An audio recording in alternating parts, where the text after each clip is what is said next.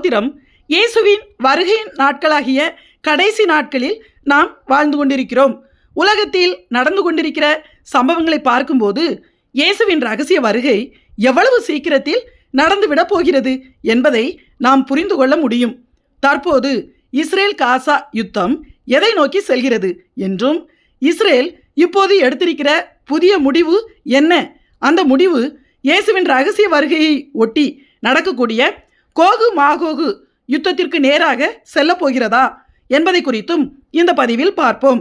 2023 October 7ஆம் தேதி Hamas தீவிரவாதிகளால் ஆரம்பிக்கப்பட்ட இஸ்ரேல் காசா யுத்தம் இன்னும் நிற்காமல் நடந்து கொண்டிருக்கிறது என்பது எல்லோருக்குமே தெரியும்.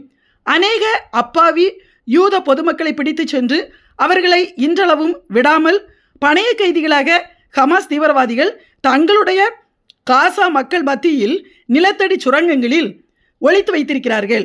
அந்த பணைய கைதிகளில் இன்னும் 20 பேர் உயிரோடு இருப்பதாகவும், அப்படி பிடித்து சென்றவர்களில் அநேகரை கொன்று அதில் 28 பேரை பிணமாக வைத்திருப்பதாகவும் சொல்லப்படுகிறது.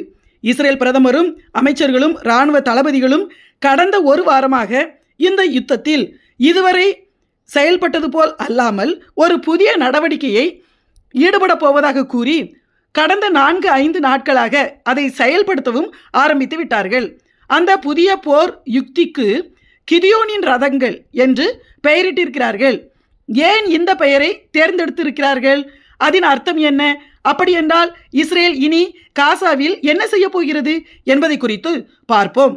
இந்த கிதியோனின் ரதங்கள் என்ற போர் நடவடிக்கை எடுப்பதற்கு இஸ்ரேலின் அமைச்சரவை ஒப்புதல் கொடுத்து இப்போது அந்த புதிய யுத்தம் ஆரம்பித்து நடந்து கொண்டிருக்கிறது. ஏற்கனவே இஸ்ரேல் பிரதமரின் அறிவுறுத்தலின்படி 10 லட்சம் காசா மக்களை லிபியா என்ற இஸ்லாமிய நாட்டில் குடியேற்றுவதற்காக அமெரிக்க ஜனாதிபதியாகிய ட்ரம்ப் லிபியாவின் தலைவர்களோடு பேசி கொண்டிருக்கிறார். அந்த மக்களின் எல்லா செலவுகளையும் அமெரிக்காவை ஏற்றுக்கொள்ளும் என்றும் சொல்லியிருக்கிறார். மேலும் இந்த யுத்தத்திற்கு காரணமாக இருக்கும் ஹமாஸ் தீவிரவாதிகளின் தலைவர்கள் காசாவை விட்டு வெளியேறி அவர்கள் விரும்புகிற வேறு நாடுகளுக்கு போகலாம் என்றும், அவர்களை கொல்ல மாட்டோம் என்றும், இன்னும் விடாமல் பணைய கைதிகளாக வைத்திருக்கும் யூத அப்பாவி மக்களை விட்டுவிட வேண்டும் என்றும், அப்படி செய்தால் போர் நிறுத்தம் உடனே கொண்டு வரப்படும், காசாவை மறுபடியும் சீரமைத்து கட்டுவோம் என்று இஸ்ரேல் பேசியது. ஏற்கனவே இந்த பேச்சுவார்த்தையை ஹமாஸ் தீவிரவாத தலைவர்கள் ஏற்றுக்கொள்ளவில்லை. எனவேதான் அதன் பிறகே இந்த கிதியோனின் ரதங்கள் என்கிற புதிய வகை போரை கடந்த 4-5 நாட்களாக இஸ்ரேல் நடத்த ஆரம்பித்திருக்கிறது. இதன்படி தீவிரவாதிகள் எல்லோரையுமே முழுமையாக அழித்து விடுவது என்றும், முழு காசாவையும் இஸ்ரேலின் கட்டுப்பாட்டில் கொண்டு வந்து விடுவது என்றும், மொத்தமாக துரத்திவிட்டு காசா முழுவதையும் இஸ்ரேலுடன் சேர்த்து கொள்வது என்றும் முடிவெடுத்து இந்த கிதியோனின் ரதங்கள் என்ற பெயரில் ஆரம்பித்திருக்கிறார்கள். காசாவை சுற்றிலும் ஆயிரக்கணக்கான இஸ்ரேலின் டாங்குகளும் கவச வாகனங்களும் சுற்றி வளைத்து உள்ளே காசாவுக்குள் தரை வழியாக சென்று கொண்டிருக்கின்றன. ஏன் இப்படி கிதியோனின் ரதங்கள் என்று பெயரிட்டு முடிவெடுத்தார்கள் என்று பார்ப்போம். பரிசுத்த வேதாகமத்தில் நியாயாதிபதிகளின் புஸ்தகத்தில் கிதியோனை குறித்து எழுதப்பட்டுள்ளது. வேதத்தில் அநேக புறஜாதிகள் இஸ்ரவேலர்களை மிகவும் கொடுமைப்படுத்தினார்கள். அவர்களில் மீதியானியர்கள் என்ற இனத்தவர்கள் இஸ்ரவேலர்களை எப்போதுமே கொடுமைப்படுத்தி கொண்டே இருந்தார்கள். இஸ்ரவேலர்கள் பிரயாசப்பட்டு பயிரிட்ட எல்லா விளைச்சலையும் அந்த மீதியானியர்கள் கொள்ளையடித்து கொண்டு இஸ்ரவேல் ஜனங்களுடைய எல்லா பலன்களையும் அழித்து போட்டு இவர்களுடைய ஆடுகள், மாடுகள், கழுதைகள் எல்லாவற்றையும் பிடித்து சென்று விடுவார்கள். மீதியானியர்கள் வெட்டுக்கிளிகளைப் போல திரளாக ஒட்டகங்களில் இஸ்ரவேல் தேசத்திற்குள் வந்து ஜனங்களின் நன்மைகளை எல்லாம் கொள்ளையடித்து கொண்டு போய் விடுவார்கள். ஆனால் இஸ்ரவேல் ஜனங்களோ கொஞ்ச ஜனங்களாய் இருந்தார்கள். மிகவும் பயப்பட்டார்கள், அழுதார்கள், தங்கள் தேவனை நோக்கி முறையிட்டார்கள். இதையெல்லாம் பார்த்த தேவன் தாம் ஜனத்தை மீதியானியர்களிடமிருந்து விடுவிக்க இஸ்ரவேல் ஜனங்களில் இருந்து கிதியோன் என்ற ஒரு இளைஞனை தேர்ந்தெடுத்தார். கிதியோனோடு கூட வெறும் 300 இஸ்ரவேலர்களை மட்டுமே தேவன் மீதியானியர்களாகிய பெருந்திரள் கூட்டத்துடன் யுத்தம் செய்ய அனுப்பினார்.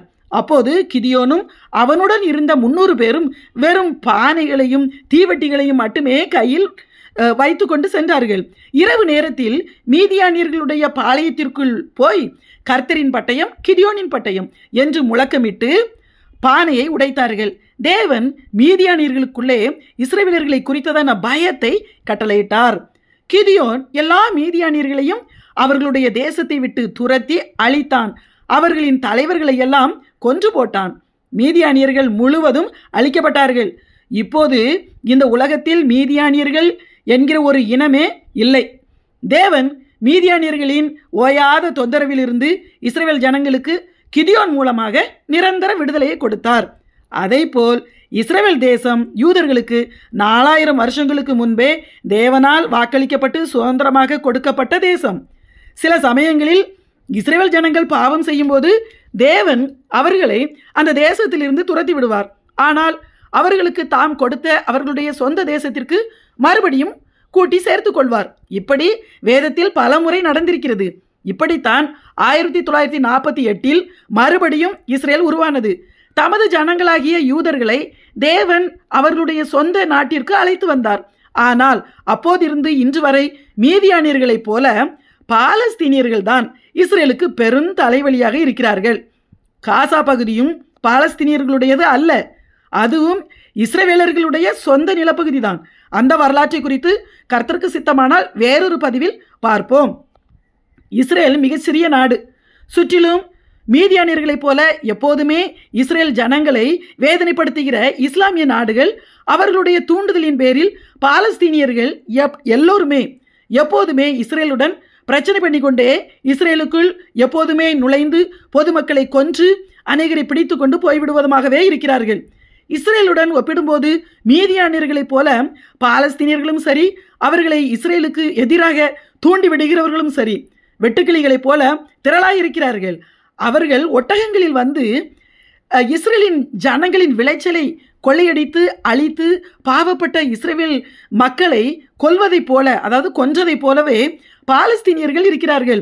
அக்டோபர் 7 மீதியானியர்களை அவர்கள் ஒட்டகங்களில் வந்ததைப் போல்தான் பாராசூட் மூலமாக ஹமாஸ் தீவிரவாதிகள் பறந்து பறந்து துப்பாக்கிகளோடு இஸ்ரேலுக்குள் நுழைந்து அப்பாவி யூத மக்களை கொலை செய்து குழந்தைகள், பெண்கள், முதியவர்களை கொன்று போட்டு இளம் பெண்களை கூட ஆடைகளை கிழித்து பிடித்து இழுத்து சென்று இன்றளவும் விடாமல் பலரை பணைய கைதிகளாக வைத்திருக்கிறார்கள்.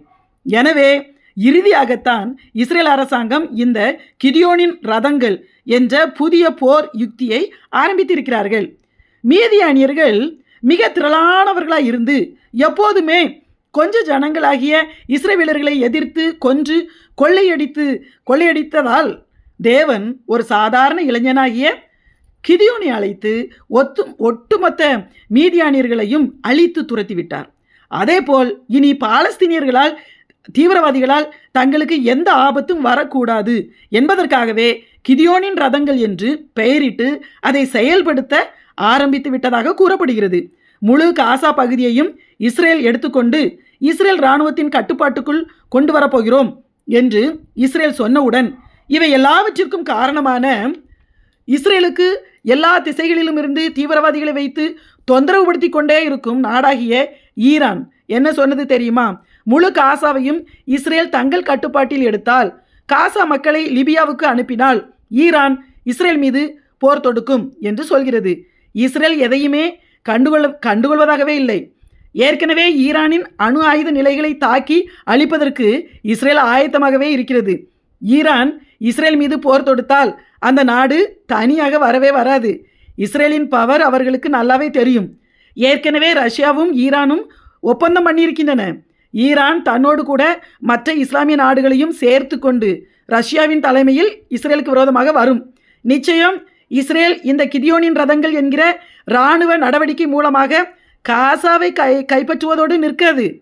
எருசலேமில் சாலமோன் தேவாலயம் இருந்த இடத்தில் தற்போது இருக்கிற அல் அக்ஸா மசூதியை இடித்துவிட்டு 3வது தேவாலயத்தை கட்டுவார்கள். இந்த யுத்தத்தில் யூதர்களின் பிரதான நோக்கமே எருசலேமில் 3வது தேவாலயம் கட்டுவதுதான்.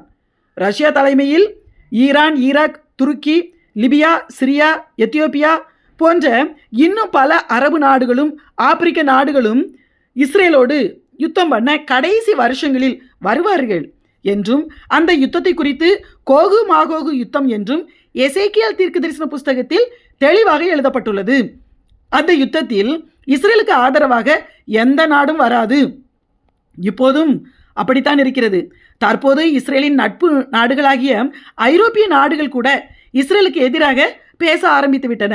ஆனால் கோகு மாகோகு யுத்தத்தில் இஸ்ரேலுக்காக எதிரிகளோடு தேவனே யுத்தம் செய்வார். இஸ்ரேலின் எதிரிகள் மிக கொடூரமாக அழிக்கப்படுவார்கள். இஸ்ரேல் தான் ஜெயிக்கும். அந்த காலகட்டத்தில் தான் இயேசுவின் ரகசிய வருகை இருக்கும். காரணம், 3வது தேவாலயம் கட்ட யூதர்களுக்கு அந்திகிறிஸ்து தான் ஆதரவாயிருப்பான், உதவி செய்வான். ஆனால் ரகசிய வருகைக்கு பிறகுதான் அந்திகிறிஸ்துவால் வெளிப்பட முடியும். அப்படி என்றால் நாம் எந்த காலகட்டத்தில் வாழ்ந்து கொண்டிருக்கிறோம் பாருங்கள். எனவே நாம் எச்சரிக்கையாக இருந்து இயேசுவின் ரகசிய வருகையில் எடுத்துக்கொள்ளப்பட ஆயத்தமாவோம். ஆமேன்.